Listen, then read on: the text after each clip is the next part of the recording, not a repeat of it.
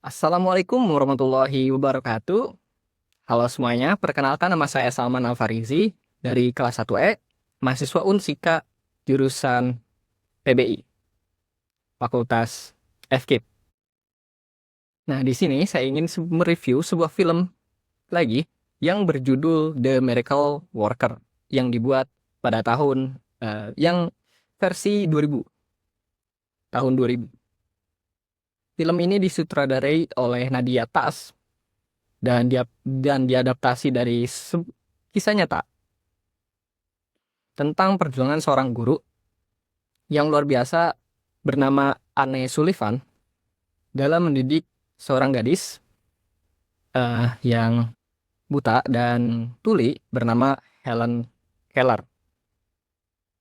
Nah, tanpa berlama-lama lagi, saya akan lanjut ke isi ceritanya. Film ini berlatar di Alabama di akhir abad ke-19.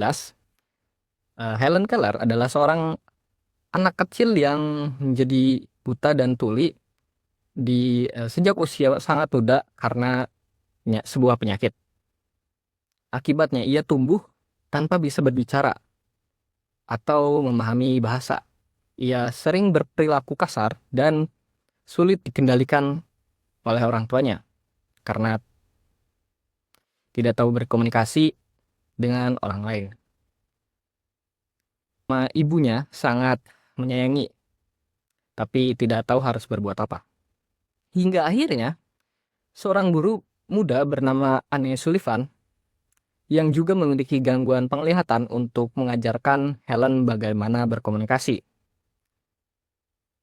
Awal hubungan mereka memang sulit. Helen sering marah, menolak belajar, dan bahkan berontak. Namun, Anne tidak menyerah. Dengan kesabaran dan ketegasan, ia terus mengajarkan Helen berbicara, cara berkomunikasi, menggunakan bahasa isyarat tangan. Momen paling menyentuh adalah ketika Helen akhirnya memahami bahwa tanda-tanda yang dibuat Anne, ya isyarat tangannya itu, dan di akhir cerita, di akhir-akhir film tersebut, ada scene di mana bahwa memompa air, yang air adalah sesuatu yang nyata dan bisa disentuh. Saat itu Helen mulai mengerti dan